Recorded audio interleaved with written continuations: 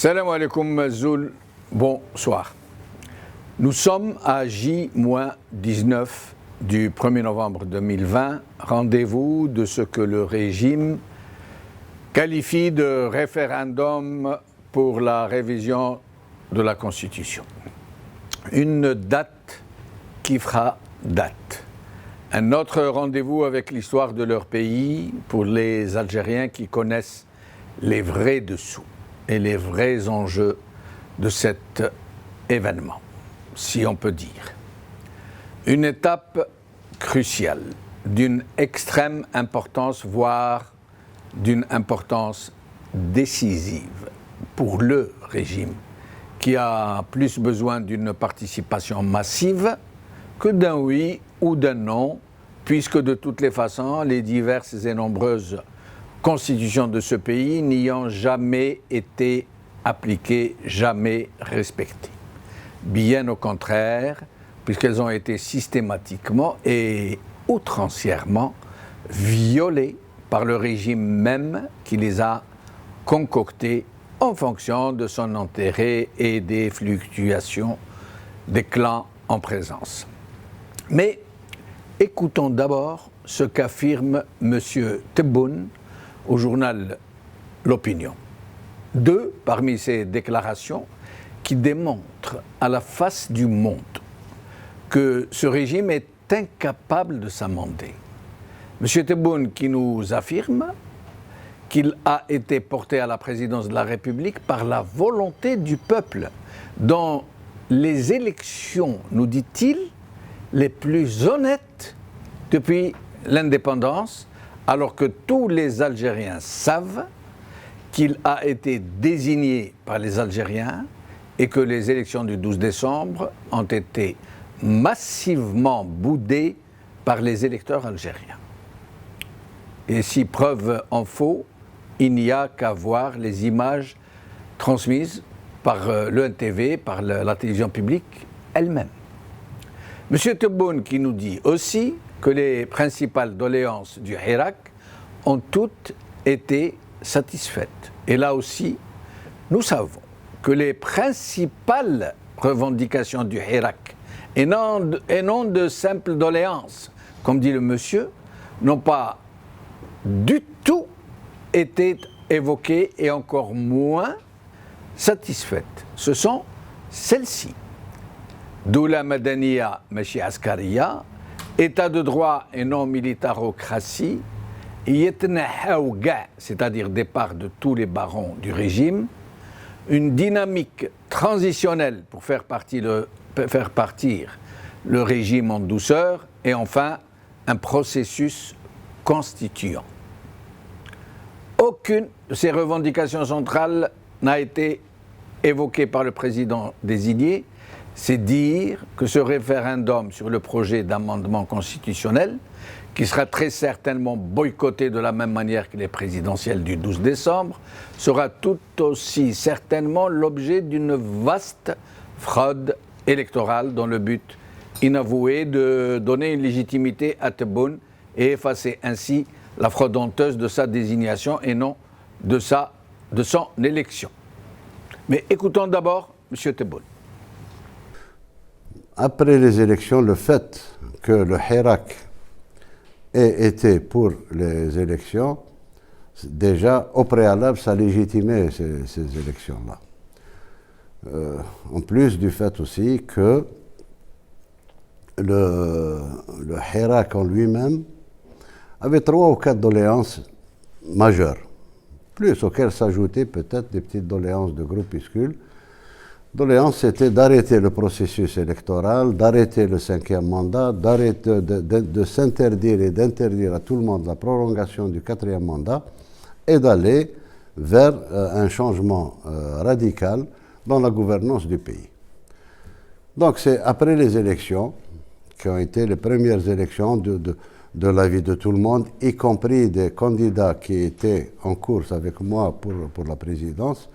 C'est les premières, peut-être, élections très propres, très transparentes, qui assuraient une légitimité totale.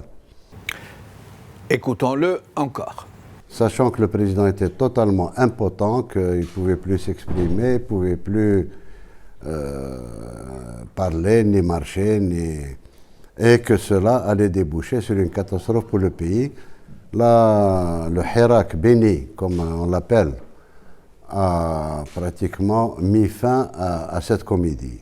Et de là, protégé par l'armée, protégé par les services de sécurité pour qu'il garde son pacifisme et pour qu'il ne soit pas provoqué, ce mouvement populaire extrême et pacifique, très civilisé, très civilisé, pendant pratiquement toute la durée de cette marche, il n'y a pas eu un seul lampadaire ou une seule vitrine touchée. Donc c'était une maturité extrême d'un peuple qui a su s'exprimer de manière très politique et très pacifique en même temps. Ce régime fait donc feu de tout bois pour faire passer en force cette échéance électorale, pour deux raisons majeures. La première, comme je viens de le dire, est pour tenter de faire croire au reste du monde que Tebboune est un président légitime et que ce qu'il propose au peuple aura été massivement voté, voire plébiscité. Et ce rendez-vous est tellement important pour ce régime que toute une campagne est axée sur une très curieuse demande qui appelle les Algériens à voter absolument, même par non. Parce que c'est le nombre d'électeurs qui compte et non ce qu'ils vont voter. Et c'est bien pour cela que de nombreux partis politiques, islamistes domestiques tout particulièrement, appellent à voter, mais à voter non. Et le pire, pour mobiliser, est que ces partis islamistes appellent à voter non pour dire non à l'officialisation de la langue tamazight, qui est pourtant déjà officialisée, voire sacralisée, dans la constitution actuelle. Du deux en un, aider à la légitimation du régime et diviser les Algériens du même coup. En tout cas, et ce qui ne fait plus de doute, est que les partis habituellement inféodés au régime ne dérogent pas à leur pli habituel, ils sont tous derrière le régime à appeler à la participation avec les mêmes poncifs, les mêmes épouvantails de la main étrangère, du risque de syrianisation, de libyanisation du pays en cas de boycott. Des partis dits nationalistes et dits islamistes qu'il n'y a même pas lieu de citer puisque ce sont toujours les mêmes, comme le FLN, le RND, TEJ, El Bina et d'autres. Il y a aussi les partis dits islamistes, tout aussi inféodés au régime, qui appellent à participer mais à voter non, pour voter anti-Amazigh, comme je viens de le dire, comme le MSP, le FJD et les autres.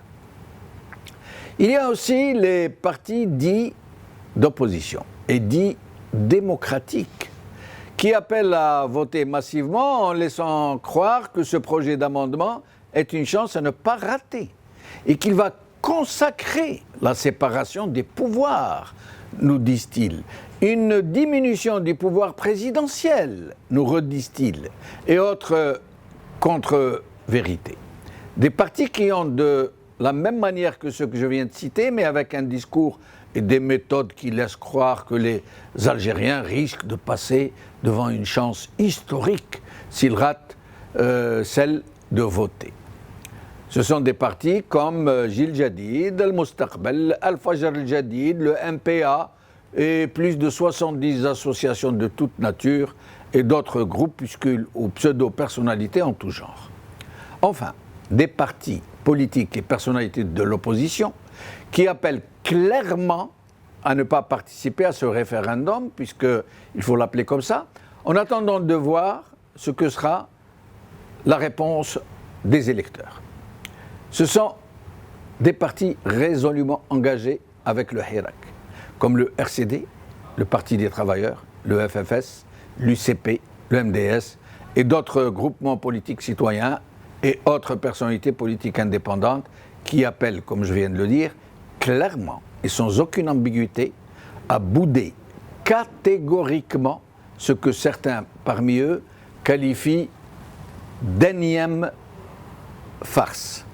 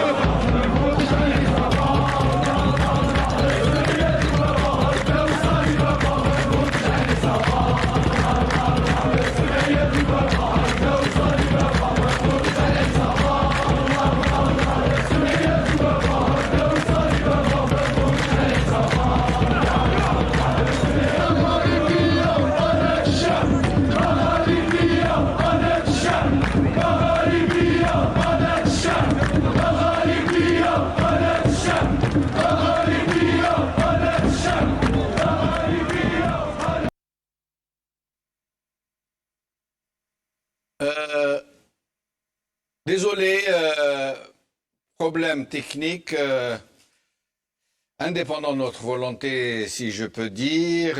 Donc nous allons commencer directement l'émission. Nous passerons donc de l'introduction aujourd'hui, malheureusement.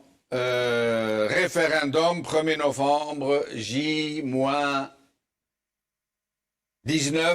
Alors nous allons d'abord recevoir Adel Jabbar et puis après nous vous passerons deux vidéos, deux enregistrements, deux déclarations de M. Tebboune au journal L'Opinion. Adel Jabbar, merci d'être avec nous. Merci beaucoup Jamal, merci pour l'invitation, bienvenue à tous vos invités, un grand bonjour à notre peuple en Algérie et à l'étranger. Merci. Alors Adel Jabbar, nous sommes à J-19 de cette date, j'allais dire fatidique, et qui pourrait décider de la suite des événements, parce que le régime en a grandement besoin, surtout pour légitimer l'actuel président de la République, qui n'a pas été élu comme il fallait le 12 décembre, dont tout le monde sait qu'il a été désigné par des militaires dans des élections qui ont connu le plus grand boycott massif jamais observé. Ils en ont besoin aussi parce qu'une nouvelle disposition va figurer dans la Constitution qui donne toute latitude à l'armée algérienne de pouvoir intervenir à l'étranger. Et tout le monde aura compris que c'est pour intervenir au Sahel, chasse gardée de certaines puissances occidentales qui ne veulent plus envoyer leurs propres enfants au charbon et qui ont besoin d'une armée, j'allais dire, de mercenaires pour pouvoir jouer aux gendarmes du Sahel. Adel Jabbar, sur cette échéance référendaire. Cette échéance est non seulement cruciale, comme tu viens de le dire, mais elle peut être fatidique, parce que ce sera, à mon avis, une date qui va faire rentrer l'Algérie dans un trou noir duquel elle ne s'en sortira jamais, sauf si elle sortira fracassée, désintégrée totalement.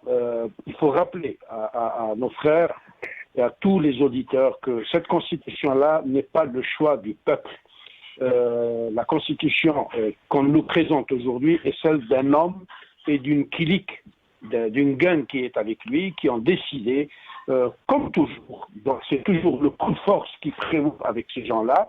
Je rappellerai pour dire que nous sommes rentrés dans un cinéma en 63 où, dans un noir absolu, ils nous ont concocté une constitution.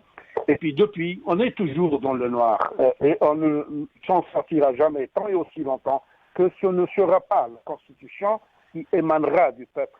Ce qui se produit actuellement est encore un coup de force suite à celui qui a prévalu honteusement le 12 décembre.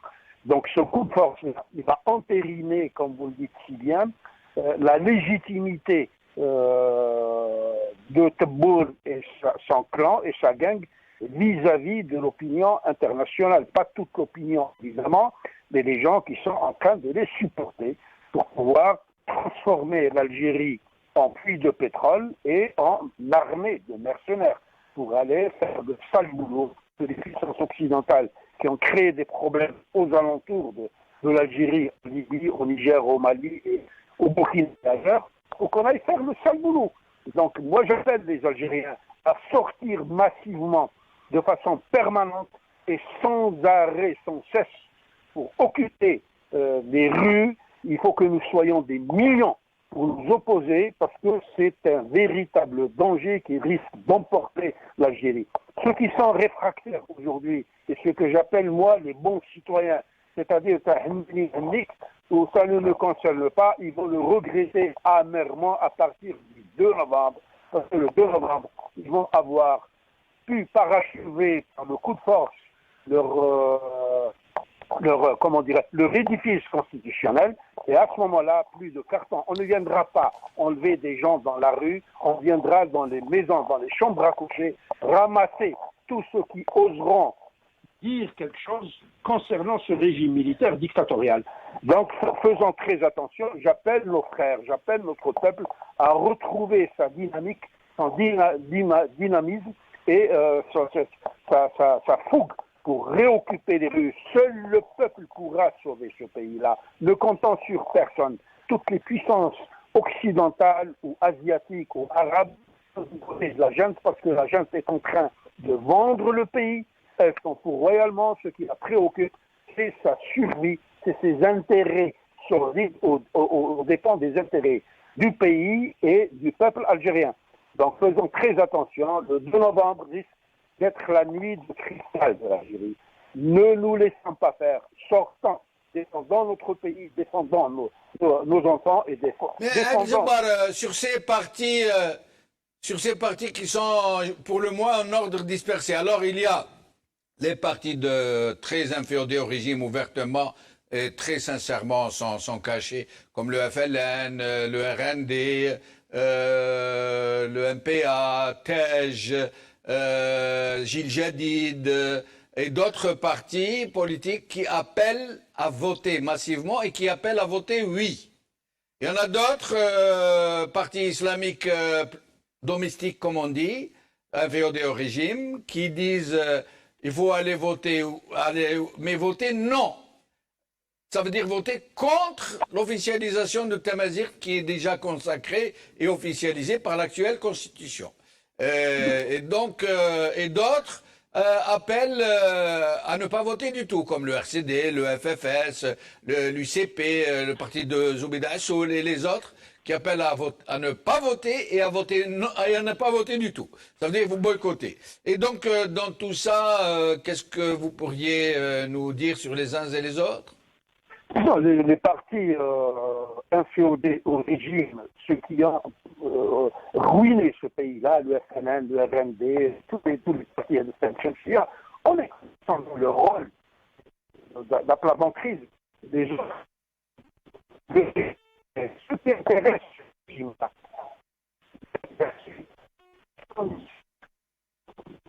ils vont envoyer leur caméra tous leurs journalistes de service pour aller couvrir ces événements-là. Parce qu'il faut savoir une chose, c'est que ce régime-là n'a été que dans le faux, dans la fraude. Ce qui les intéresse, c'est de voir massivement des Algériens aller aux urnes. C'est les urnes qui vont être bourrées. Ça, c'est une chose. Second, voir un nombre important d'Algériens aller vers les centres de vote. Et le non deviendra, par la magie de la fraude, un oui. Donc, le meilleur vote que pourront faire les Algériens, il va commencer pas le 1er novembre, il va commencer dès demain pour sortir massivement dans la rue et attirer l'attention de toute la planète qu'une immense fraude va être organisée de l'Algérie et de son peuple, et le 1er novembre, le maire va millions dans la rue pour dire non à cette énième fraude, à cet énième coup de force qui va, de mon point de vue, anéantir définitivement ce pays-là.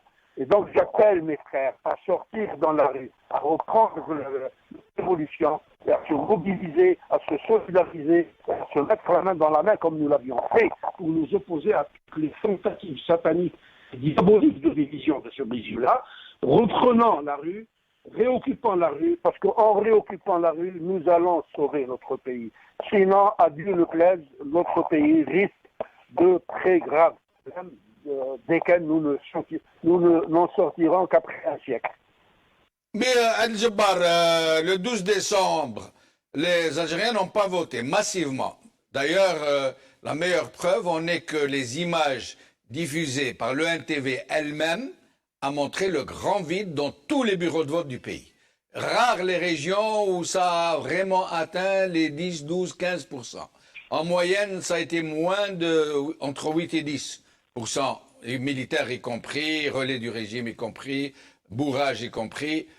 Mais pourtant, Tebboune a été élu, entre guillemets.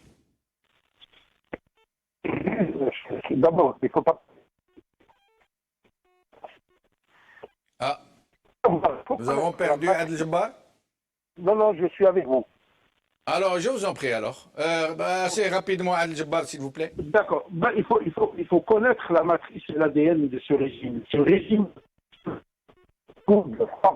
il s'en fout royalement de ce que peuvent penser de lui les Algériens, le peuple algérien, pour lequel il n'existe pas. C'est un peuple immature, donc infantilisé complètement, qui a besoin d'accompagnement, comme le disait Gaïd Salah, et comme l'a répété récemment Chengriha, avec un temps belliqueux menaçant de guerriers. Donc je souhaiterais que les Algériens comprennent définitivement que la seule possibilité, c'est que c'est des gens qui ne s'arrêteront que devant une opposition, un peuple déterminé à ne pas se laisser faire, à ne pas se laisser coloniser encore davantage. Donc j'appelle le peuple algérien à sortir massivement dans la rue et à s'opposer à cet énième coup de force qui va définitivement faire enterrer l'Algérie pour la sortir de la carte géopolitique du monde. Donc la situation est très dangereuse. Beaucoup ne s'aperçoivent pas ou se laissent embobiner par des discours de l'OTAN, par la reine de l'étranger, par Mehbounash, etc. Les Mehbounash, ils sont une vingtaine de généraux à vouloir imposer de force leur loi, leur autorité. Il faut que les Algériens apprennent une chose, c'est que la liberté a un coût, mais elle n'a pas de prix. Donc, si nous devons... vous dites qu'ils sont une vingtaine de généraux, Al-Jabbar. Mais les généraux sont entre, on ne connaît pas le vrai chiffre, mais au moins entre 220 et 250 généraux. Et les autres généraux, à part cette vingtaine, pourquoi ils ne font rien? Pourquoi ils ne disent rien? C'est une question à laquelle j'avais répondu à un moment donné, quand vous m'aviez posé la question lors d'une émission, pour dire ce sont des carriéristes qui ont peur pour leur salaire, pour leur carrière. Ils ne savent pas évaluer leur neutralité traîtresse qui va les faire disparaître au même titre que le pays et que le peuple. Donc c'est à ces généraux-là qui sont dans l'entrisme aujourd'hui, qui sont dans la neutralité, de sortir de leur réserve. Ils vont mourir un jour, ils vont laisser leurs enfants vont souffrir. Je ne dis pas que tous les généraux sont pourris. Il y a pour moi la vingtaine, la kimcha de généraux, comme je les appelle, qui ont la même base, c'est l'état-major, avec les gens qui sont connus, les chefs de région, les noms sont connus, donc ils ne doivent pas dépasser une vingtaine de décideurs qui sont en train de vouloir s'imposer de force, faire la pluie et le beau temps. C'est des merci, Al-Jabbar. Voilà. Excusez-moi de vous avoir interrompu. Avec nous, Brahim Younsi, merci d'avoir accepté notre invitation, Brahim Younsi. Merci, bonsoir à tous. Merci, Si Jamal.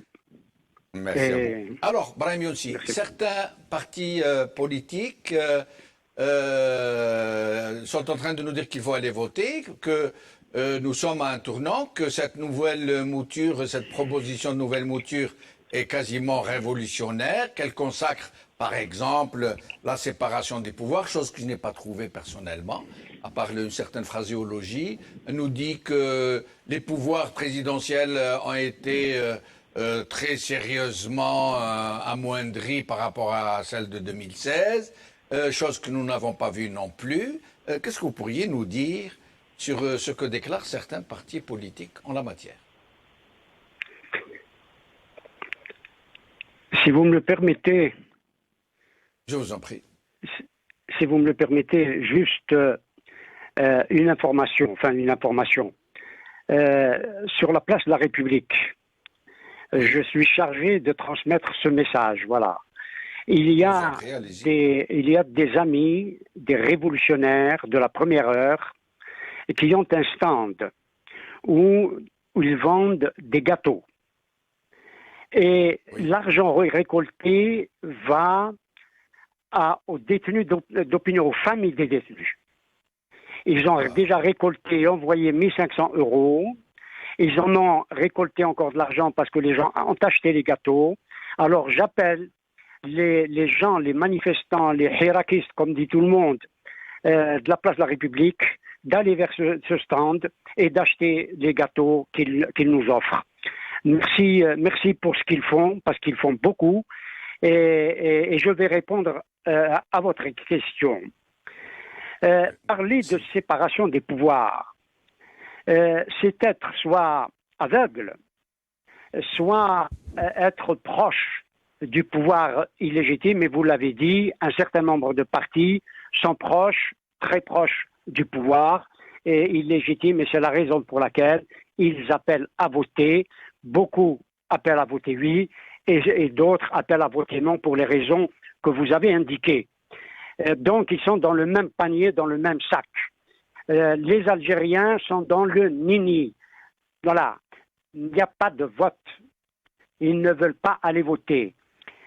Quant à la séparation, pour y revenir, dans cette constitution, le président de la République a les pouvoirs d'un sultan. C'est la monarchisation du pays. Même dans cette mouture d'amendement? Oui, absolument. Absolument. C'est des pouvoirs sultaniens. Peut-être que Mohamed VI n'a pas les pouvoirs qu'aura le président de la République, entre guillemets, algérienne. Par exemple, la constitution de Bouteflika, le pouvoir réglementaire dans la constitution actuelle, appelons-la encore actuelle, le pouvoir réglementaire appartenait au Premier ministre. Or, ou au chef du gouvernement, quand il y a un chef du gouvernement. Parce que chez nous, on alterne, tantôt c'est un Premier ministre, tantôt c'est un chef du gouvernement. Et le Premier ministre ou le chef du gouvernement, le pouvoir réglementaire n'était pas détenu par le président de la République. Dans cette constitution, dans cette mouture, il faut savoir que le président de la République s'octroie le pouvoir réglementaire. Je crois que c'est l'article 91 de cette constitution. Le pouvoir réglementaire, c'est le pouvoir exécutif, il me semble, non? La même chose. Oui, mais il appartenait et il appartient dans toutes les constitutions démocratiques au Premier ministre. Qui est lui-même choisi par rapport à la majorité législative. Oui, mais constitutionnellement, vous prenez toutes les constitutions des pays démocratiques et des républiques, le pouvoir réglementaire appartient au gouvernement, appartient au Premier ministre. Et donc il n'y a aucune séparation des pouvoirs. On le voit aussi. Un point en particulier. Un point. Alors, ceux qui nous disent qu'il y a, dans cette nouvelle mouture d'amendement, moins de pouvoir présidentiel et une consécration du pouvoir, des pouvoirs. Or, je vais vous donner un exemple. Est-ce que dans cette nouvelle mouture, le président ne peut plus désigner le tiers présidentiel? Vous savez que les 2 tiers sont élus par les grands électeurs et le tiers, c'est-à-dire une minorité de blocage, est désigné par le président. Désigné, hein, c'est pas élu. Est-ce que dans cette nouvelle mouture, on a enlevé au président de la République cette exorbitante prérogative? Cela démontre, non, on ne lui a pas enlevé, il a toujours cette prérogative. Mais on lui en a ajouté d'autres. On lui en a ajouté d'autres. Donc on a renforcé le pouvoir présidentiel. Oui, donc, cette nomination du tiers présidentiel au Conseil de la Nation est déjà une confusion des pouvoirs. Le président de la République qui nomme des sénateurs entre guillemets, il participe au pouvoir législatif. C'est une confusion des pouvoirs législatifs et exécutifs. Pire encore, le président de la République, en dehors du fait qu'il détient aujourd'hui le pouvoir réglementaire, qui indique que le domaine de la loi et le domaine du règlement peuvent être aussi confondus. Il n'y aura plus de séparation du domaine de la loi et du domaine du règlement. Cela est très très inquiétant, parce que nous nous dirigeons, je l'ai dit, vers la sultanisation tout simplement de l'État. Le président, nous sommes en fait au contraire dans une confusion totale des pouvoirs. Et une confusion totale des pouvoirs dès lors que le président de la République continue. Et là, c'est la confusion des trois pouvoirs, entre guillemets. Dès lors qu'il continue de présider le Conseil supérieur de la magistrature. Et c'est à là que je faisais allusion tout à l'heure. Pire encore, dans la confusion de cette Constitution, dans cette Constitution, le président de la République désigne, donne des sièges, offre des sièges à l'Assemblée nationale et au Conseil de la Nation, dans le Conseil de la magistrature. C'est-à-dire vous avez des députés et des sénateurs qui vont participer au Conseil de la magistrature. Si ce n'est pas de la confusion des pouvoirs, qu'on me dise de quoi il s'agit. C'est quoi alors? Et cerise sur le gâteau, si j'ose dire, le président de la République est bien entendu ministre de la Défense. Il cumule. Vous voyez tous les pouvoirs. Quelle est la différence entre ces postes qu'il cumule, ministre de la Défense et chef des forces armées? Quelle est la différence entre les deux? Non, il y a une différence. Dans certains pays, c'est un peu le système français. Le président de la République française n'a jamais occupé, même en période de guerre, le ministère de la Défense. Il est néanmoins chef des forces armées. Suprême. Voilà, il est chef des forces armées. Mais il a toujours eu un ministre de la Défense. Civil d'ailleurs, toujours civil. Absolument. Mais pourquoi Tebboune est-il chef des forces armées et ministre de la Défense? Quelle est la différence entre les deux? Non, il y a une parce que le ministre de la Défense est sous l'autorité du Premier ministre. C'est quand même cela qui est un peu. Oui. C'est quand même il est membre du gouvernement, parce qu'il est membre du gouvernement. Donc Tebboune est en même temps chef des forces armées et en même temps subordonné au Premier ministre. Au Premier ministre. C'est d'une confusion terrible. Et là, si je puis dire, en tout cas concernant ce Tebboune, c'est les triomphes de Bismarck et de Napoléon III. Et les triomphes de Bismarck et de Napoléon III sont très largement dépassés. Et si nous étions dans une démocratie véritable, dans une démocratie réelle, je dirais comme Maurice Duverger, c'est la monarchie républicaine ou comment les démocraties se donnent des rois. Ça dépasse très largement l'hyper-présidentialisme dont on parle. Et là, il faut absolument que le peuple algérien, parce que c'est ce qu'il veut, c'est ce qu'il recherche, impose sa souveraineté en poursuivant sa révolution. Et Abdel Jabbar, et je lui transmets à lui aussi un message parce que dimanche dernier, lors de la marche, quelqu'un m'a demandé de le saluer de sa part. Je ne connais pas cette personne, mais il m'a demandé de saluer Abdel Jabbar, alors je le salue moi-même et je le salue de la part de ce compatriote avec lequel j'ai marché un moment dimanche dernier. Ce qui se passe chez nous, dans notre pays, parce qu'il y a appelons ça une tradition dans les pays arabes et musulmans. Ce qui se passe dans notre pays avec cette pseudo-constitution, c'est en vérité la continuité de ce qui s'est passé dans le monde arabe, notamment entre les deux guerres mondiales. Et notamment au moment où il y avait une espèce chez nous, parce qu'on nous l'a imposé depuis, bien sûr, l'Empire ottoman, depuis 1876. Il y avait une espèce de frénésie parlementariste et constitutionnelle. Toutes les constitutions et celles que nous présente le pouvoir actuel ne sont en réalité que des chiffons de papier, des fausses constitutions imitées, c'est des imitations des constitutions européennes, les règles qu'elles édictent ne sont jamais respectées. De plus, les constitutions ne sont absolument pas, et c'est le cas de la constitution qu'on veut faire passer le 1er novembre, ne sont absolument pas adaptées aux réalités de nos peuples et aux réalités de nos pays.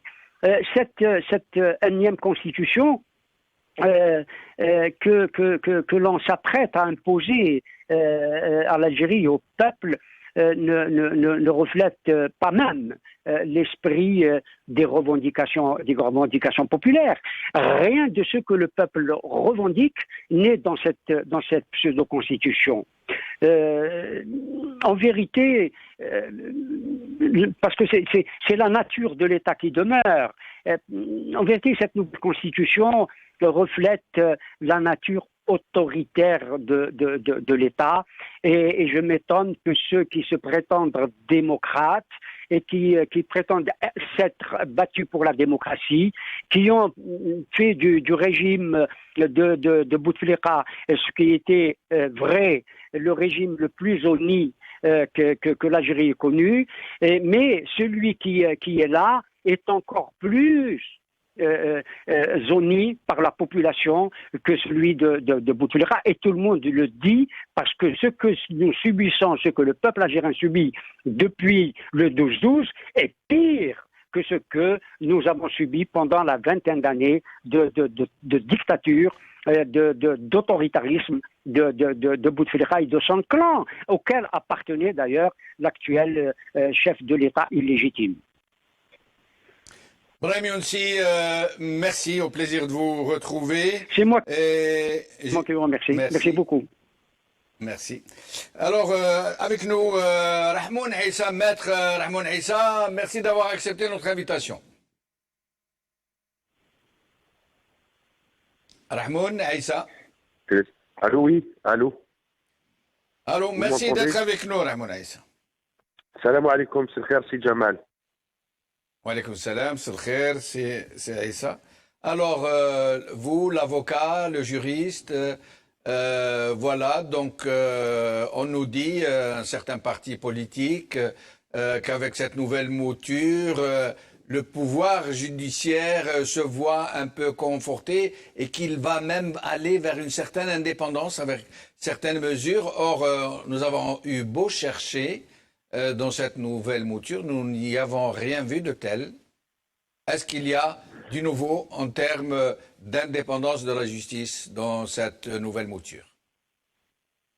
Pas du tout, tout à fait le contraire. Et on a entendu par-ci par-là, effectivement, des responsables, des chefs de partis politiques, entre autres du Lali Social, que je nomme directement, dire que la nouvelle constitution apporte la séparation des pouvoirs, consacre la séparation des pouvoirs et l'indépendance de la justice.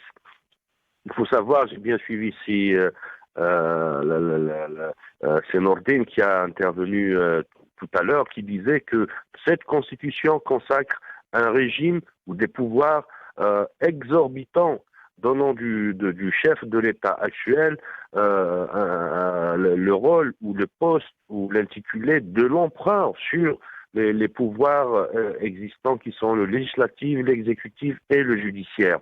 Ce n'est pas par le fait d'amender, d'apporter quelques modifications concernant le Haut Conseil de la magistrature qu'on peut dire qu'elle consacre l'indépendance de la justice quand on sait que la nouvelle constitution... Dont certains membres sont nommés par le président, je rappelle. Dont certains membres, le Haut Conseil de la magistrature, qui est un pouvoir censé être séparé de l'exécutif. Or, les membres du Haut Conseil de la magistrature sont désignés par Tebboune. Quelques membres sont désignés par Tebboune. Il reste aussi que les procureurs généraux et les chefs de cour, les présidents des tribunaux administratifs sont aussi nommés par décret présidentiel. Du coup, donc, on ne peut pas dire dans les démocraties, dans les pays de droit qui se respectent, les hauts conseils de magistrature ou des institutions qui ont le même rôle et les mêmes prérogatives sont élus par l'ensemble des magistrats. Force est de constater que chez nous, à la belle, quand on nomme un procureur général et un chef de cour, vous savez, ça revient à un aspect technique. Le chef de cour, c'est lui qui nomme les présidents de chambre au niveau des juridictions. 36 juridictions, cours qui existent en Algérie. Donc, imaginez que des procès politiques, et on a eu l'exemple du cas Karim Tabou, son procès en appel à la chambre correctionnelle d'Alger. Du coup, donc, le chef de cour, c'est lui qui programme les affaires et c'est lui qui enrôle les affaires. Donc, il s'agit de donner un certain pouvoir au chef de cour qui est aussi inféodé au président, au chef de l'État, parce que c'est lui qui l'a nommé. Et celui qui a le pouvoir de nommer a le pouvoir de dégommer. Si la décision échappe à la volonté du régime, on retrouve le président de chambre muté, c'est une tradition chez nous, c'est tellement arbitraire qu'en fonctionnement, ce que subit aussi nos magistrats, il est muté illico presto dans une région qu'il considère comme étant une punition, une région du sud du pays. Et quand on voit aussi que les interventions directes ou indirectes du chef de l'État dans les pouvoirs exécutifs et dans le pouvoir législatif, donc réellement ça consacre un régime ultra-présidentiel, voire un régime d'un empereur. On ne peut pas s'avancer dans ce genre de discussion et insulter une autre fois le peuple en disant se moquer du peuple. Mais un régime, pardon Aïssa Rahmoun, un régime ultra-présidentiel, mais président qui est néanmoins sous la coupe des généraux, qui est désigné par eux et qui reçoit ses instructions par eux.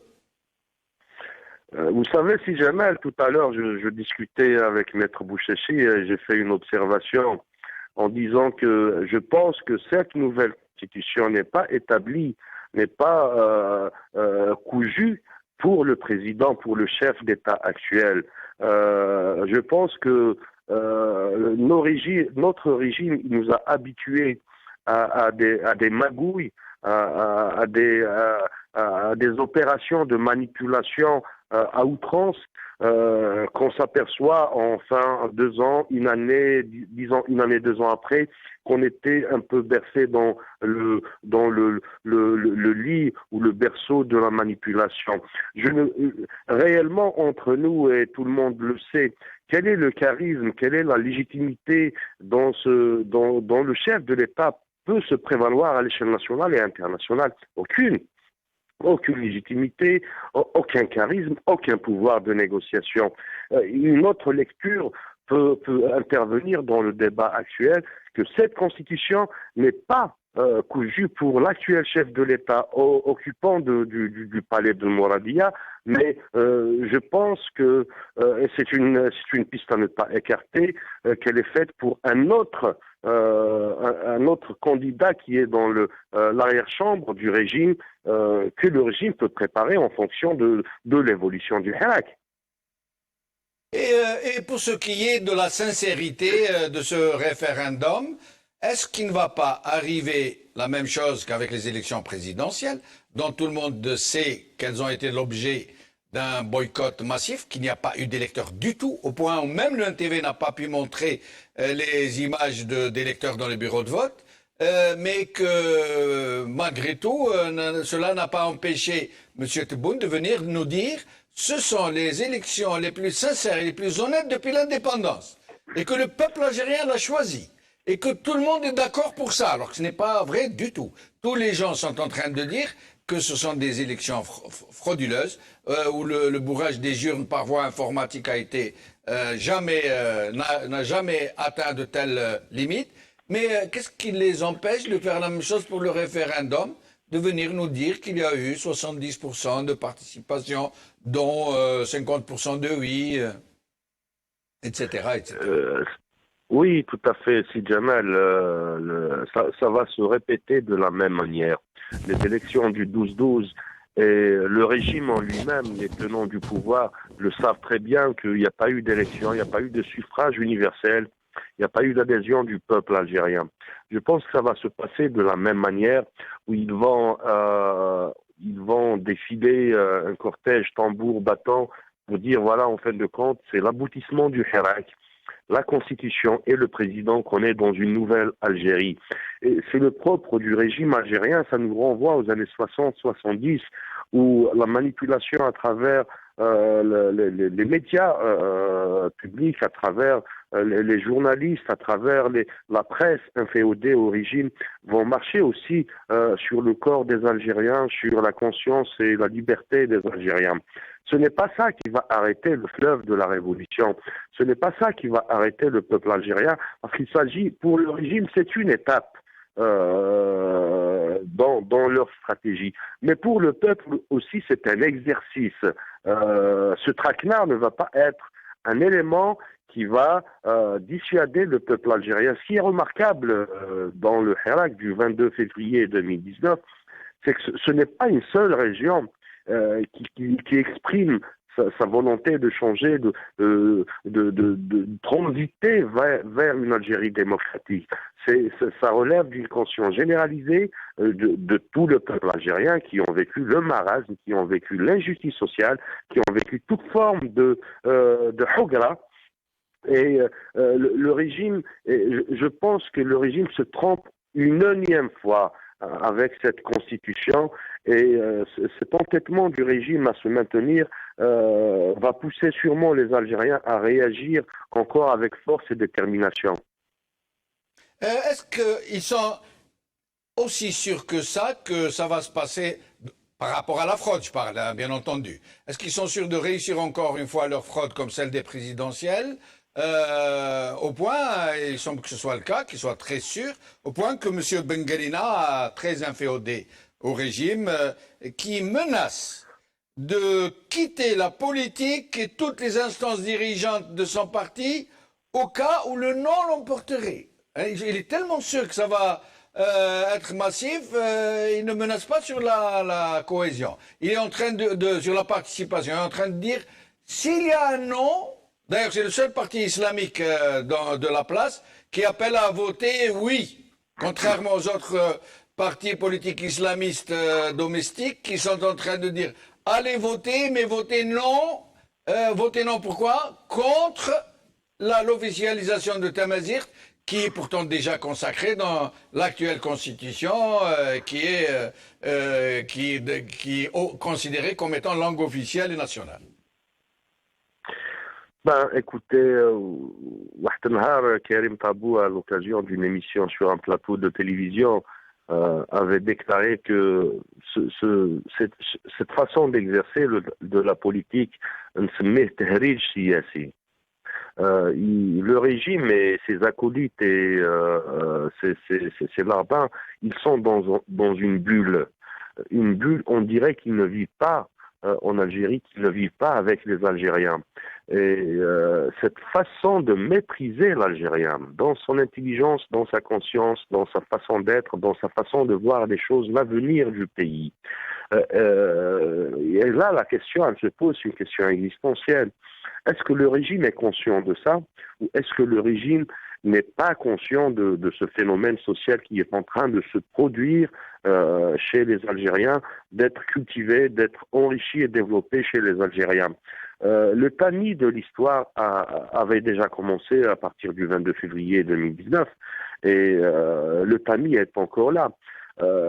Vous voyez, donc on est dans une situation un peu kafkaïenne où un Bengrina qui fait dans Tahrij Siyasi, qui était candidat à une élection présidentielle, après cette élection, il est censé être de l'autre côté du régime, c'est-à-dire du côté de l'opposition, parce qu'il était contre un candidat dans des pays qui se respectent. Si on était en état de guerre, si on était en état de crise économique sévère ou crise politique sévère, d'ailleurs on l'est, Bengrina aurait pris des positions pour la construction du pays, mais pas pour soutenir le régime. Force est de constater aussi que la constitution actuelle, c'est une constitution qui consacre les crises politiques. Ils veulent nous maintenir dans des crises politiques par rapport au chapitre réservé au chef du gouvernement ou au Premier ministre. Vraiment, c'est une aberration politique et juridique à la fois.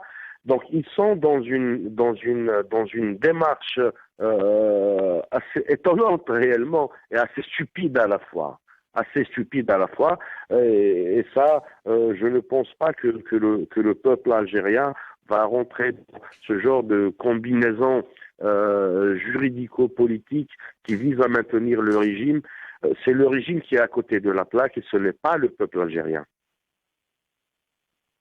Merci Aïssa Rahmoun, au plaisir de vous retrouver.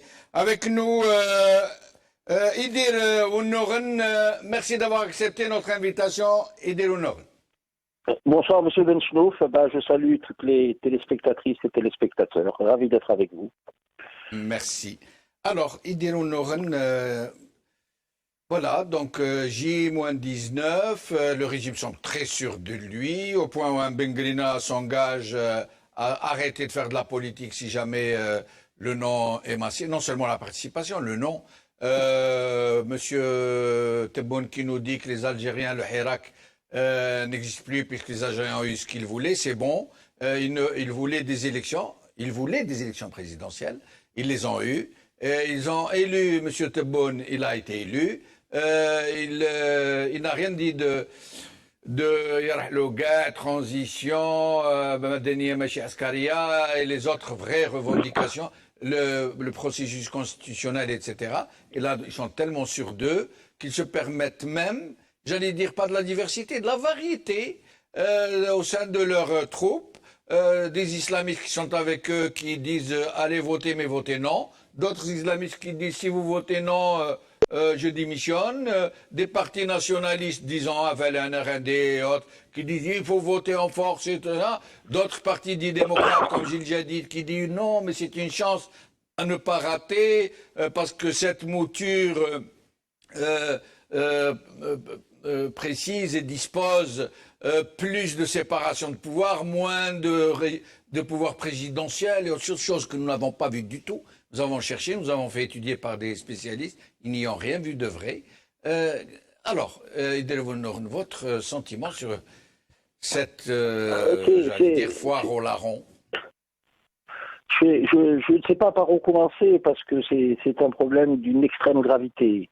La Constitution, en règle générale, comment dire ça, c'est un pacte d'union nationale librement consenti entre la société tout entière. Or, à quoi nous assistons aujourd'hui? Le peuple qui est dans la rue depuis le 22 février parle d'un processus constituant. Le pouvoir n'a comme réponse qu'une constitution. Je crois que vos précédents intervenants ont relevé et observé les pouvoirs quasi-divins, pratiquement de droit divin accordés au président de la République. Ça, c'est le premier élément. Le deuxième élément, c'est plus grave encore, il y a un élément au niveau de la symbolique, le fait que ce référendum soit organisé le 1er novembre. Ce 1er novembre est un mythe fondateur entre les différentes composantes de la grande famille algérienne. Cette date-là ne peut pas être partagée, aucunement partagée. Elle doit rester seule dans notre ADN à nous tous en tant qu'Algériens. Ils ont désacralisé novembre et ça, pour moi, c'est un crime. Je le dis tel que je le pense. Le deuxième élément... Certains utilisent un autre vocable, ils disent souiller.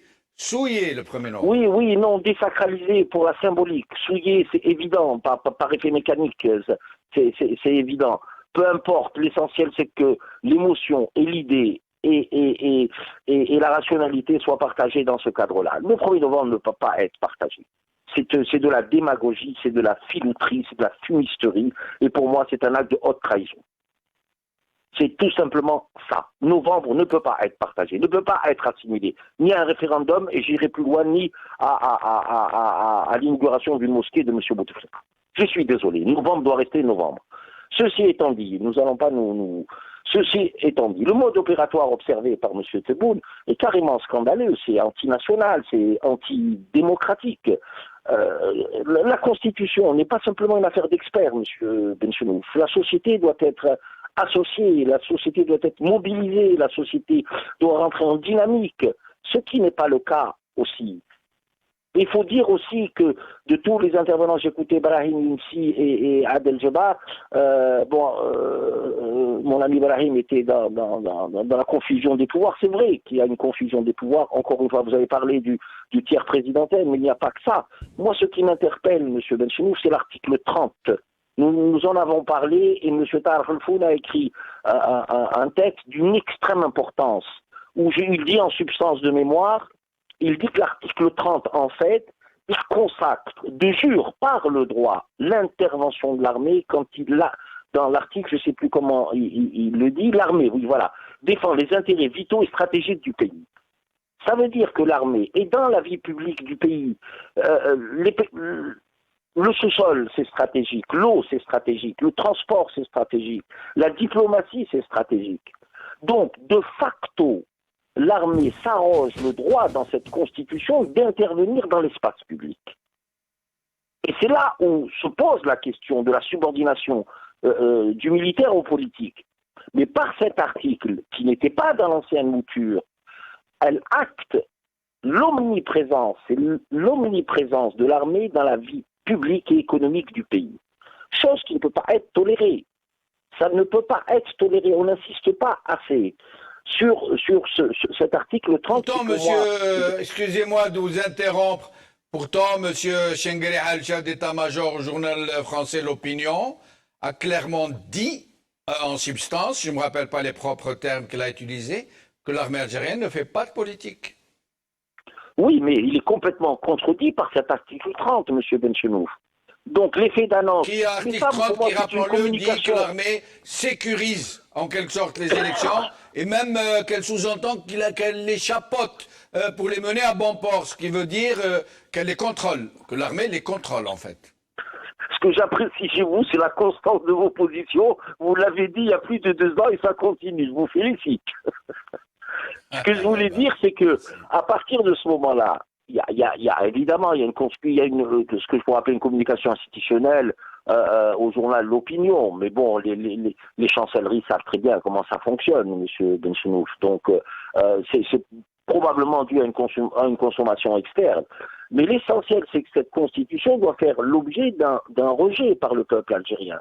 Je ne souscris pas à l'idée que le peuple doit manifester le 1er novembre. Chaque région boycottera avec sa tradition de lutte, avec il ne faut pas être surexposé, parce qu'en fait, même si nous avions eu un plan, si vous voulez, une organisation, je ne dis pas une structuration, une organisation du Hirak avec de nouveaux acteurs, et qu'ils auraient décidé par la méthode, dans telle région on fait ça, dans d'autres on fait ça, il n'y a pas de souci. Mais en politique, M. Benchenouf, c'est le coup d'après qui compte. C'est le coup d'après qui compte. C'est pas la manifestation du 1er novembre. Le coup d'après, qu'est-ce que vous voulez dire? Le coup d'après, est-ce que vous pourriez être plus précis? Le coup d'après, nous ne pouvons plus rester dans une dynamique, et c'est bizarre ce que je veux dire, dans une dynamique statique. Il faut qu'à un moment, des acteurs émergent, organisent, discutent, décentralisent la décision vers les régions pour que ça puisse remonter et qu'on soit vraiment dans un processus révolutionnaire. Là, nous sommes dans le commentaire du commentaire. Et ça ne peut pas durer. Le pouvoir a son agenda, il a son rythme, il a ses séquences, elles sont bien établies. Le référendum va se dérouler. Il y aura 8, 10%, 5%, 12, 15, les clientèles, les corps constitués, etc., etc. Et le coup d'après, qu'est-ce qu'on fait? Nous serons sous une norme hiérarchique qui ne correspond pas au véritable désir du peuple, au souhait du peuple, qui veut un processus constituant. Et c'est ça qui est grave. Oui, mais quand vous dites le pouvoir a son agenda, il a son rythme, est-ce à dire qu'il a tout préparé pour aller jusqu'au bout de la trajectoire qu'il s'est fixée et que tous les moyens ont été instrumentés? Je vais vous donner un exemple. Le 5 octobre, par exemple, il a tout fait, il a fait sortir, et le vendredi d'après, il a fait sortir tous les flics, tous les policiers du pays ont été mobilisés pour empêcher toute velléité de manifestation, et non seulement ça, mais pas un seul journal, pas une seule radio, pas une seule télévision parmi la cinquantaine qui n'ont dit ou filmé ou diffusé la moindre image sur les manifestations du 5 octobre, y compris les journaux dits indépendants, hein, comme Liberté, Le Watan, Khabar. Au contraire, Khabar a publié un article plus que tant de jours avant le oui. Donc, est-ce à dire que ce régime, comme vous dites, il a son rythme et son agenda, est-ce qu'il a déjà tout prévu pour que ça aboutisse comme il veut que ça aboutisse? À la limite, si nous étions dans un pays démocratique, le taux d'abstention, le taux de rejet ou de boycott, peu importe, là, ça aurait pris du sens, ça aurait fait écho. Mais nous sommes dans un pays où les élections sont carottées, excusez-moi l'expression, c'est ce qu'on employait à l'époque, elles sont carottées à la base. Mais bien sûr qu'il a calculé sa trajectoire. Une fois que le référendum est validé, nous serons sous le coup de cette nouvelle constitution. Parce qu'il faut que le peuple, il faut que, même si de temps en temps il y a des discours élitistes, il faut que les gens transcrivent les idées et les mettre à portée accessible aux citoyens. On lui a volé, c'est le mot qu'il faut dire, son pouvoir constituant. Et ça, c'est scandaleux, c'est antinational, c'est antidémocratique. C'est pour ça que le peuple demande une transition, c'est pour asseoir les bases d'un nouveau pays, d'une nouvelle nation, d'une nouvelle architecture institutionnelle, de la véritable séparation des pouvoirs et assurer leur équilibre. C'est dans ce cadre-là que le peuple est sorti, au-delà de la corruption, au-delà du 5e mandat, au-delà de la moralisation de la vie publique. Et là, on l'a dépossédé de son... Madame ? Oui, poursuivez. Non, c'est tout ce que je voulais dire, monsieur Benchenouf. Je crois que j'ai trop parlé ce soir. Ah non, jamais. Vous ne parlez jamais trop. Idil Nourun, vous nous apprenez toujours. Et je vous remercie de votre participation. Je vous remercie, monsieur Benchenouf, et je salue toute l'équipe. Merci. Avant de recevoir Farida Hamidi, qui est avec nous au téléphone ou en Skype, je ne sais pas trop, nous allons écouter...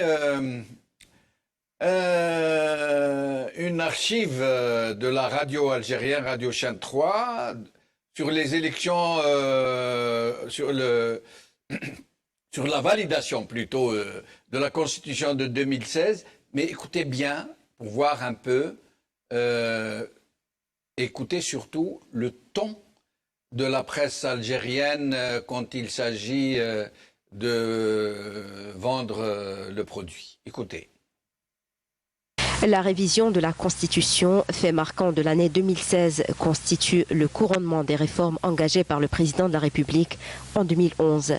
Cette révision de la loi fondamentale concernant pour la première fois la révision de 110 articles, la promulgation de 37 nouveaux articles a été soumise à l'approbation des deux chambres du Parlement et adoptée à une écrasante majorité des membres des deux chambres du Parlement, Assemblée populaire nationale et Conseil de la Nation.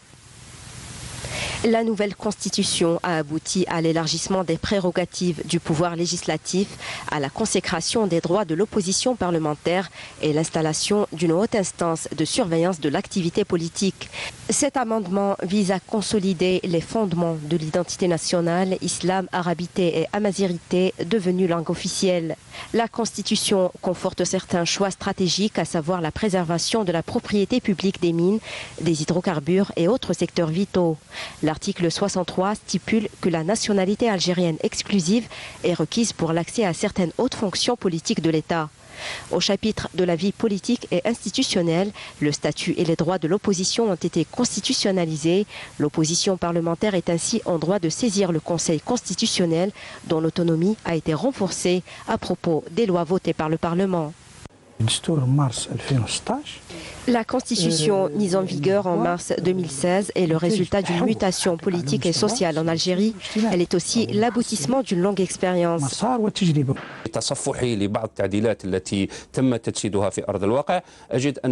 consultant la nouvelle constitution, nous constatons l'élaboration d'importantes révisions concernant notamment la liberté de l'investissement et l'organisation des élections, en passant par l'installation de la haute instance indépendante de surveillance des élections. Un autre chapitre important concerne également le Conseil des droits de l'homme.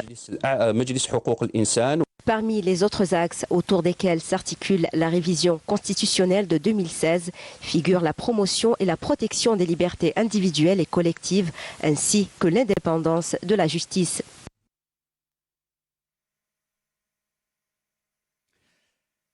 Farida Hamidi, merci d'être avec nous. Pour l'invitation. Bonsoir tout le monde. Bonsoir.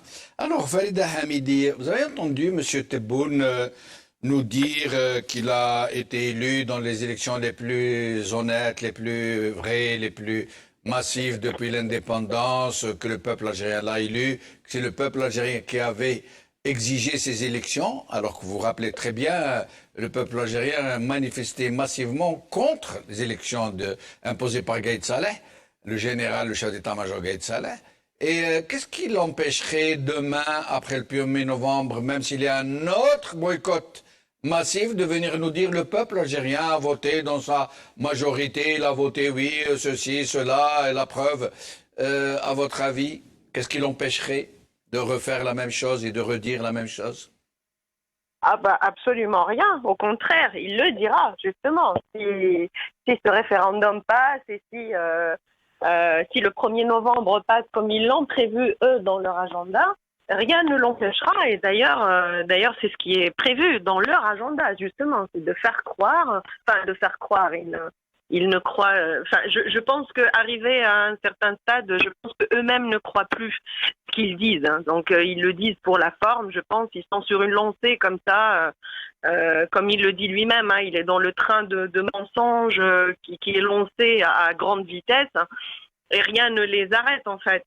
Je reviens juste sur ce qu'a dit l'Akh Edir il y a quelques instants en fait, et sur quelque chose sur laquelle je suis absolument d'accord avec lui. Moi je reviens toujours à l'essentiel de mon travail en fait. Mon travail c'est de faire le lien justement, et j'ai beaucoup aimé quand il a parlé on ne peut pas continuer à faire le commentaire du commentaire justement. En fait le tout c'est de faire le lien pour comprendre. Et de faire le lien, c'est arriver à leur démonter leurs arguments, en fait. Parce que j'écoutais hein, le temps vraiment propagandiste qu'utilisait la journaliste qui présentait le journal pour parler des différentes constitutions. Est-ce que déjà, quelle est la crédibilité d'un régime qui, tous les 4 matins, change de constitution, en fait, ou la fait évoluer, ou supprime et rajoute des articles. Il y a des pays, des plus grands pays, des puissances mondiales, qui a une constitution depuis sa création. S'il y a quelque chose qui a bougé, c'est peut-être un demi-article ou un article à tout casser. Depuis 1962, je ne sais combien de constitutions on a eu. C'est comme s'il y avait un ajustement d'une recette de gâteau, en fait, un peu plus de sucre, un peu moins de beurre, un peu plus d'huile par là. En fait, c'est pas sérieux. Voilà, c'est pas sérieux Mais Hamida, Farida Hamidi, pardon Oui. de vous interrompre. Je vous en prie. Qu'est-ce qui empêche, sachant que la fraude est annoncée déjà, hein, puisque M. Tebboune le dit déjà. Il dit de lui-même qu'il a été élu sincèrement dans les élections les plus honnêtes depuis l'indépendance, de façon massive par le peuple algérien, alors que tout le monde sait que ce n'est pas le cas. Pourquoi les hirakistes, dont vous-même, ne lancez-vous pas à la totalité, à l'ensemble des Algériens de filmer le bureau de vote pour ce fameux jour, pour montrer à la face du monde qu'il n'y a pas eu d'élection, si tant est qu'il n'y a pas d'élection, on ne sait pas encore, mais on présume que ce sera le cas, puisque les appels sont lancés pour un boycott encore plus massif que celui des présidentielles. Pourquoi les hirakistes n'essayent-ils pas de filmer tous les bureaux de vote du pays? J'ai presque envie de vous dire, est-ce que ça sera suffisant? Vous imaginez que les gens sont arrêtés quand ils font des marches parce qu'ils sont en train de filmer les marches. Donc, je vous laisse imaginer s'ils filment les bureaux de vote. Moi, je pense qu'il faut penser à des choses. Oui, filmer, bien sûr, parce qu'il faut filmer, parce que ça fera partie de l'histoire et que cette histoire-là, il faut qu'elle soit filmée pour que ça serve de leçon plus tard. Mais il faut imaginer aussi d'autres actions, d'autres initiatives qui ne leur laissent aucun choix. Voilà, il faut vraiment que ça se renverse parce que pour l'instant, effectivement, et là encore, je rejoins Edir sur le fait qu'ils ont un agenda. Eux, ils font les liens entre les événements. Donc, quand ils programment l'événement celui-là, par exemple, du 1er novembre, ils savent très bien pourquoi ils le font, en fait. Ils savent très bien pourquoi ils le font. Et ils font ça depuis tellement longtemps qu'ils savent le faire, en fait. Ils ont cette expérience-là. Moi, je pense que la date symbolique dont on parlait tout à l'heure, effectivement, il ne faut pas qu'ils la touchent. C'est blasphématoire, en fait. Ce qu'ils vont faire, là, le 1er novembre, c'est absolument blasphématoire. C'est sacré, en fait. Et là, ils n'ont pas arrêté de toucher au sacré de ce pays-là depuis les années 90. En tuant les intellectuels, en tuant des enfants, en tuant des femmes. Donc, en fait, et maintenant, ils vont tuer cette date symbolique pour tuer l'histoire d'une nation. C'est ça qu'il faut arrêter, en fait. Le massacre, c'est pas tant le vote de ce jour-là, de combien de votes corrompus ils ont déjà fait, combien de... Voilà, même les parlementaires dont elle parlait, là, dans son journal, de quels parlementaires on parle? De parlementaires qui ont payé leur siège? De quelle opposition on parle? D'une opposition qui fait... On a un régime et on a des satellites qui lui tournent autour et on appelle ça une opposition. Voilà, donc en fait, c'est vraiment contre ces signes-là qu'il faut se battre. C'est de ça qu'il faut se rendre compte, en fait. C'est une anesthésie générale qu'ils sont en train d'exercer sur un peuple depuis plusieurs dizaines d'années. Et ils veulent arriver vraiment à achever toute volonté, toute manière de réfléchir et toute manière de faire le lien, en fait. Le lien entre les événements. Parce qu'effectivement, toutes les semaines, j'ai remarqué depuis plusieurs semaines maintenant, mais tous les jours, on a facilement 2, 3 événements qu'on commente, en fait. Par contre, si on fait le lien entre ces événements-là, eh bien, ils ne sont pas si isolés que ça les uns des autres. Donc, on arrive vraiment à une conclusion qu'on peut qualifier vraiment comme un travail qui va les mener vers l'assassinat psychique, vraiment le désert psychique d'une nation pour qu'ils puissent arriver à des fins qui sont absolument atroces. Hein. Parce qu'effectivement, le plus grand gain pour eux, c'est de faire passer cette constitution qui contient quand même un article où notre armée sera une milice des puissances mondiales. Maintenant, les liens qu'il faut faire, c'est quand est-ce que ce problème-là a commencé? Parce que si vous voulez, la sortie, le déploiement de notre armée hors du territoire algérien pour défendre les intérêts de puissances mondiales, c'est la conséquence de quelque chose, en fait. C'est qu'on arrive à l'aboutissement d'un processus qu'ils ont commencé il y a bien longtemps. Et c'est entre ces deux événements-là qu'il faut faire le lien. Quand est-ce que ça a commencé et pour quelles raisons? Et bien sûr, il y a des réponses, il y a des écrits, il y a des articles, il y a des gens qui se sont penchés sur la question depuis les années 2000 et depuis même les années 90 parce que c'est foncièrement lié. Farida Hamidi, nous allons recevoir un dernier invité, Hossein Djidel. J'aimerais m'excuser auprès des autres invités que nous n'avons pas réussi à joindre. J'aimerais m'excuser auprès de vous pour le retard très important d'aujourd'hui. J'aimerais m'excuser auprès de vous pour les incidents techniques qui sont produits, qui sont indépendants de notre volonté. Hossein Djidel, merci d'être avec nous. Merci Djamaldine pour l'invitation et merci, salutations à tous les Algériens libres, à tous les Algériens qui continuent à rêver d'une Algérie libre et qui reflète la révolution du 22 février 2019. Merci Hossein. Vous voulez parler d'une Algérie vraiment nouvelle dans ce cas, pour reprendre ce mot de M. Tebboune. Je ne veux pas... Alors, oui. Oui. Allez, oui, Hossein, je vous écoute. sur cette échéance du 1er novembre, sur le choix de cette date historique très chère aux Algériens, dont certains nous disent qu'elle va être souillée, et dont Farida Hamidi nous dit c'est un choix blasphématoire pour faire passer une loi scélérate, un ultime bricolage constitutionnel pour permettre à l'armée algérienne d'être mise à la disposition de qui on sait. Hossein Djidel. Oui, je pourrais peut-être, avant de répondre à ça, de faire deux remarques. J'ai entendu l'intervention de Idir et de Farida Hamidi. Je voulais m'exprimer sur les divergences. C'est-à-dire, Idir, il a inscrit son raisonnement dans une certaine logique, c'est-à-dire une logique non révolutionnaire. C'est dans le sens où c'est qu'on pourrait trouver la liberté et la possibilité de s'organiser, de se rencontrer librement et de faire ça. Ça, je pense que ce n'est plus possible. Les Algériens sont de plus en plus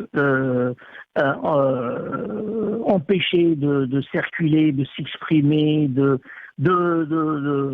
parler d'ailleurs. Et donc, je pense que la structuration de Hirak, essayer de faire ça rentre en quelque sorte indirectement dans un raisonnement qui ne correspond pas à la révolution. Nous sommes dans une révolution, c'est-à-dire une révolution qui va changer radicalement le régime et qui va battre ce régime militaire et instaurer un nouveau régime civil issu de la volonté du peuple. Donc, pour la Constitution 1er novembre, écoutez, depuis 62, ils ont tout volé, ils ont volé la mémoire, ils ont essayé toujours de s'accaparer l'histoire, s'accaparer la religion, s'accaparer tout ce qui est très cher pour les Algériens. Mais la révolution du 22 février a remis le pendule à l'heure. Les jeunes, ils ont pu restituer l'histoire. L'histoire, ce n'est plus l'histoire de ce régime. Ce régime et ceux qui dirigent l'Algérie n'ont rien à voir avec cette histoire. Et c'est pour cela, moi je ne vois pas, je vois que le 1er novembre est un coup qu'ils ont essayé de le faire, mais le peuple algérien est assez vigilant aujourd'hui, est assez mûr. Il a bien vu que ce régime ne reculera devant rien. Quand vous avez un régime qui a pris la peine, qui n'a encore de falsifier un communiqué de l'ONU, c'est-à-dire encore humilier l'Algérie sur la scène internationale et qui ne recule devant rien.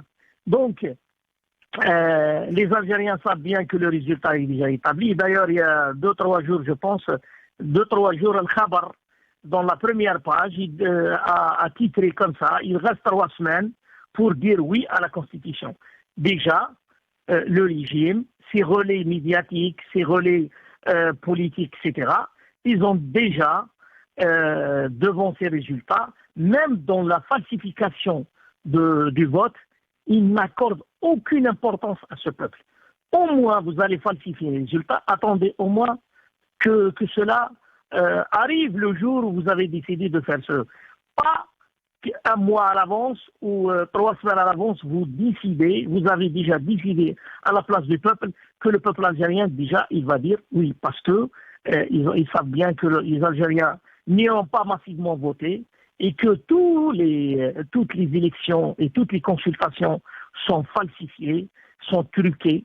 Et donc, ils ne trouvent plus, ils ne reculent devant rien. Autre chose qui est très importante, moi, à mon avis, hein, quand on parle de l'armée, etc., etc., moi, je pense que les militaires, depuis l'année passée, ont décidé d'assister avec leur tenue à toute action politique publique. Et nous les avons vus, Jamal Din, si tu te rappelles, dans l'histoire de la Coupe, la coupe d'Afrique en Égypte. Maintenant, à chaque fois que Tebboune parle, il y a des généraux à côté, ou un général, comme c'était le cas avec le petit journal L'Opinion, Chengriha était présent. Alors aussi avec New York Times, que Chengriha était assisté ouvertement. Maintenant, les militaires algériens, à mon avis, ils ont décidé de dire le suivant. Maintenant, vous nous avez dévoilé. Maintenant, tout le monde sait que c'est nous qui mènent le jeu, qui menons le jeu. Maintenant, on a décidé de vous faire habituer à notre présence en tenue militaire pour que vous acceptiez dans l'avenir que ce régime est militaire, il n'est pas civil, il est là et il continue à être ouvertement militaire. Et la Constitution reflète ça. Oui, poursuivez, finissez votre phrase. Alors, pour ne pas tarder trop, Jamal Din, cette Constitution qu'on vient de mettre en exergue consacre ouvertement le caractère militaire du régime. Avant, on se cachait derrière l'article comme c'est l'article 30. Maintenant, il y a plusieurs articles qui consacrent la primauté du militaire sur tout ce qui bouge en Algérie. Ce n'est même pas le civil, ce n'est même pas tout ce qui bouge en Algérie sera l'émanation d'une volonté des généraux qui dirigent encore l'Algérie. Mais nous avons un rendez-vous avec ces généraux. Le peuple algérien ne baissera pas les bras tant qu'il n'a pas mis fin à ce régime militaire et tant qu'il n'a pas restitué sa volonté et tant qu'il n'a pas rédigé lui-même sa constitution. Et là, je reviens sur une petite chose. Les gens font une confusion entre rédiger et rédiger, écrire une constitution, rédiger une constitution. Rédiger une constitution, c'est les techniciens, c'est les spécialistes qui le font. Mais écrire une constitution, c'est le peuple. C'est le peuple qui désigne le choix de la société, qui désigne les fondamentaux, qui désigne sa vision de vivre ensemble. Et ce n'est pas ces techniciens, ces technocrates qui n'ont aucun mandat du peuple qui disent aux Algériens comment vous devez voir les choses, comment vous devez vivre. Et nous avons un rendez-vous avant le 1er novembre. Et au 1er novembre, là, les Algériens vont sortir massivement pour encore une fois contester cette mascarade. Et nous sommes toujours dans le terrain et on ne baissera pas les bras. Madaniya Meshi Askariya, les généraux à la poubelle ou le Jazair Teddy l'Istiqlal. Merci, Hossein Jdel, merci à tous mes autres invités. Désolé, nous avons largement débordé sur le temps de l'émission. Je n'en dirai donc pas plus aujourd'hui. Qawal khair, salama.